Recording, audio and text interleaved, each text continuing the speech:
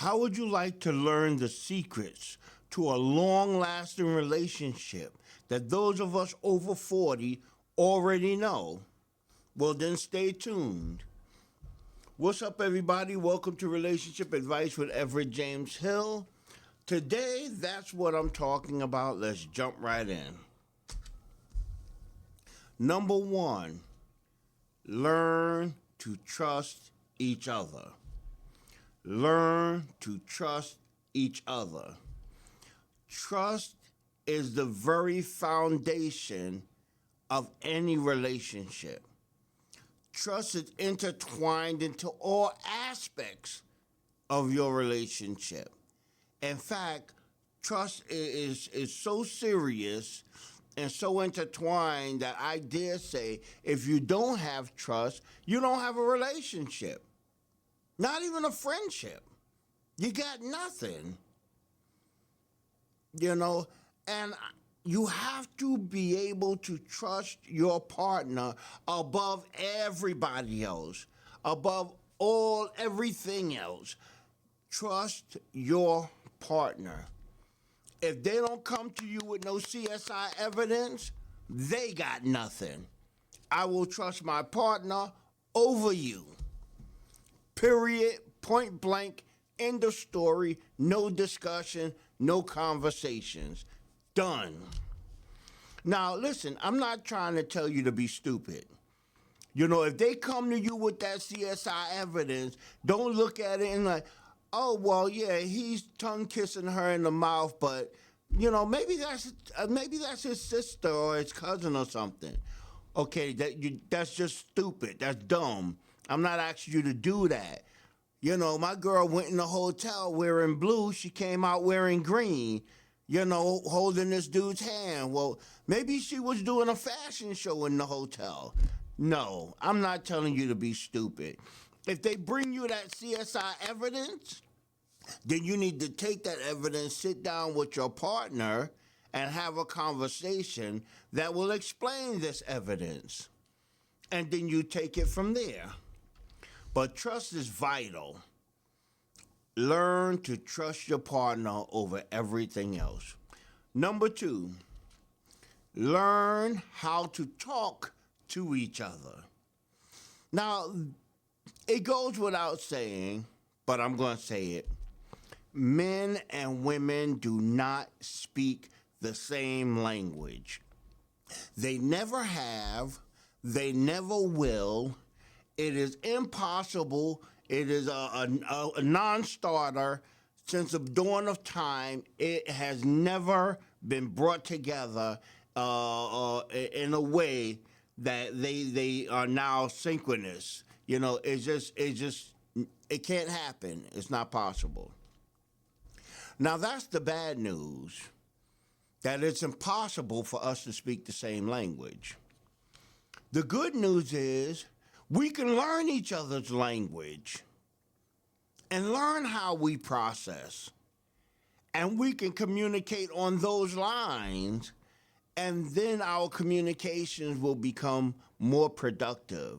It's like me dating a woman from France. She doesn't understand my language. I don't understand her language. And so what do? Do we just walk around in silence and not talk to each other? No, I have to start taking some French classes to learn how to speak in a manner that she could understand. And she will have to start taking English classes so she could speak to me in a manner that I can understand. Well, in a relationship, it's the same way. And it varies from one relationship to the other. That's why you have to learn how to communicate with your partner. And once you do that, your conversations, even your arguments, your fights, will become more productive. Because you know how your partner communicates and processes information. And if you talk, conversate, argue, fuss, fight, whatever, with those guidelines, then you'll always end up more productive than when you started. You end up with more answers than you have questions. You end up with more solutions than you have problems. It's just better all the way around.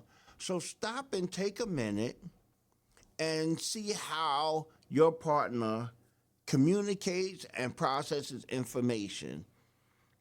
And trust me, it'll strengthen your relationship 100%. Number 3, be intimate with each other. I don't even know why this is on the list. Do I really have to tell people that are in love with each other or in a relationship with each other to be intimate? This is crazy. But yes, I do.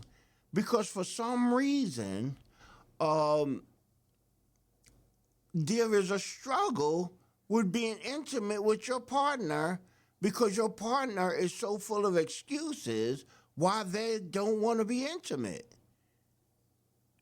And I can't figure that out for the life of me.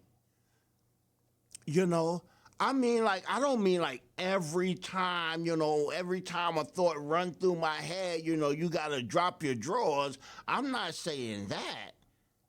But I'm saying, like, if your partner is trying to be with you, he's tried 10 times this week, and he was only successful twice. What's going on? Because that may make your partner start to think that maybe you don't enjoy being intimate with them. Or maybe you just don't want to. Or maybe you don't really love them. All of these kind of questions come up because you have all these excuses of why you don't want to be intimate. Now, of course, if there's some kind of medical condition or whatever, then, it is what it is. We'll have to figure it out, But if it's not, if it's just excuses, then it's like, why all the excuses? What's the true reason behind you not wanting to be intimate? Because I tell you, from a man and woman's perspective, women give a lot of excuses in their relationships why they don't want to be intimate or why they can't be intimate. And, guys go along, they let it rock because, we do love you, we want to stay with you or whatever. But some of us are pretty frustrated. And it's like, what the hell? And I ask you ladies, just consider this. When you are making your decision to turn down intimacy, is how would you feel if your man turned you down as often as you have turned him down? Consider that. But I'm like saying, if you are in a relationship with a partner or with a person, be intimate. It is important. It is important. It connects you. It drives you. It relieves stress. All kinds of things that's necessary in a relationship. So stop with the excuses. If your partner is making all these excuses, just stop it. And, do it. Number 4, have fun with each other. I'm not talking about play bingo. I'm not talking about checkers and chess. I'm talking about the most stupidest, most ridiculous, most embarrassing 5-year-old play in the mud, run through the rain type fun. That's what I'm talking about. I mean, I know I'm over 40, so I'm supposed to be calming down and relaxing and sliding into the second half of my life. And I'm like, you can go to hell with all that. I want to have fun. with my partner. I want to laugh. I want to joke. I want to go out and do some things that would embarrass my parents to look at me and say, that's a grown man. What the hell is that? Because these things bring joy into your relationship. It adds happiness in your relationship. Again, release stress in your relationship. And most importantly, it builds memories in your relationship. So when the day comes that perhaps you can no longer do these things, you can remember them and laugh. When hard times show up, you can remember them and laugh. When all these adversities that time and life brings to you, you can always look back and laugh. I don't know anybody who can look back at a bingo game and laugh. If you can, have at it. Number 5, spend time with each other. As much time as you possibly can, as often as you possibly can. I mean, go out and get dinner, Netflix and chill, anything. Call every day. Well, video call as often as you can, And I'm saying this because you only have X amount of days. And you want to spend those days building memories with the person that you have connected to, the person that you love, the person that you're in a relationship with. And time is important, even if you sit down together and do expense reports or budgeting or planning, whatever. Just spending time with each other and doing things like cleaning out the garage or mowing the lawn, do it together. Those days you don't get back, So spend time together as often as you possibly can, even if you have a life that is so cumbersome and so busy and so whatever. You could poke a hole somewhere in the time. Sometimes just calling and saying, hey, man, I'm sorry. I wish I could be there. I miss you so much. I love you. I hope you're doing good or whatever. Sometimes that's enough to carry your partner through to, I don't know, the next day or the next time, But spend time with each other as much as you possibly can. Number 6. This is so important. Learn to have patience with each other. Listen, y'all look at me and y'all may be thinking that I am as close to perfect as a man could be. This could be true. But in reality, we all need patience. He's going to screw up. And so is she. And it might be something that you have told them time and time and time and time and time again. But we're over 40, some of us over 50. We're set in certain ways and we just flow a certain way. And sometimes we have to determine that this is just not worth the fight. And it's like, you know what? I'll just remind him. Okay, I'll give you one of my weaknesses. One of my flaws is I suffer from a severe case of CRS. Can't remember shit.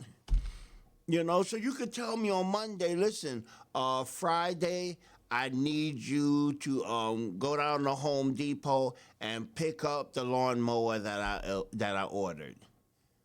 And I'd be like, okay, cool, Friday. Gotcha. And you could call me Tuesday and say, okay, don't forget. And I might be like, forget what? You're like, I just told you on Monday about the damn lawnmower. Oh, gotcha. Friday, lawnmower, good to go. Then you call me on Wednesday and says, okay, so the order came in and it's waiting for you to pick it up. And I might be like, order? What order? For what? Okay. If I have to remind you one more time, I am going to punch you in your freaking head. There comes a point where you have to accept and understand that I suffer from CRS, and you have to have a little more patience because of that. And it's not just me. You suffer from some nonsense too. That your partner is going to have to be like, oh, God, okay, you know what? I'm not going to yell, I'm not going to scream. I'm just going to remind him. I'm going to send him a text message and tell him to put it in his calendar. Boom. Or I'll put it in his calendar myself. You know, you have to learn that your partner is not perfect. Your partner has flaws and weaknesses, and you have to learn. Yes, you do have to learn to be patient with some of those. For the stuff that your partner can clearly, change from doing that nonsense, your partner should be working on changing that. But for those things that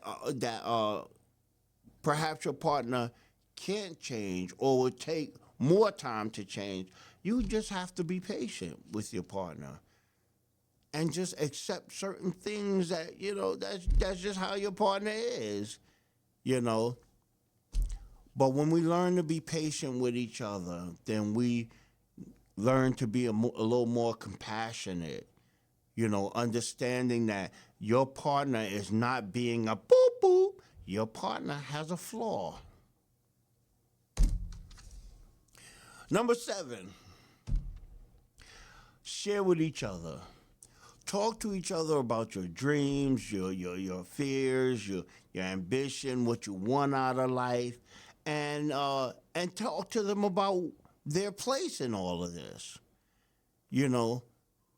When you share your internals with someone, not only does it establish trust, because if I'm telling you my secrets, you better damn well believe that I trust you like the utmost, And when you share with each other, then you get to link each other's dreams and ambitions, each other's fears, and we began to understand on a deeper level who we're dealing with and where we're going and what we're doing. And it is so important. So please, share with each other. Don't bottle it up and be like, hey, this is stupid. She ain't going to like it. Or be like, oh, he's just going to shut me down, so I ain't going to say nothing. Don't do that. Share.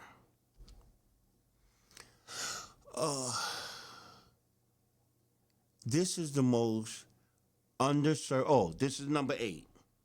This is the most under-recognized thing that couples do that is very important too. And that is just be silent with each other. Turn off your phones, turn off the television, turn off the internet, turn off everything, and just go to a room or something somewhere and just hold each other. Don't say nothing. Keep your freaking mouth shut. Just be in each other's presence. And just feel each other's energy. Feel that connection on that level, that silent level. You need to, because there's a peace and quiet that comes with that. And that's something you can share also. Your thoughts began to become focused on each other. So do that. get somewhere, you know what I'm saying? Send the kids to grandma's house. If grandma won't take them, hire a babysitter and you go to a hotel.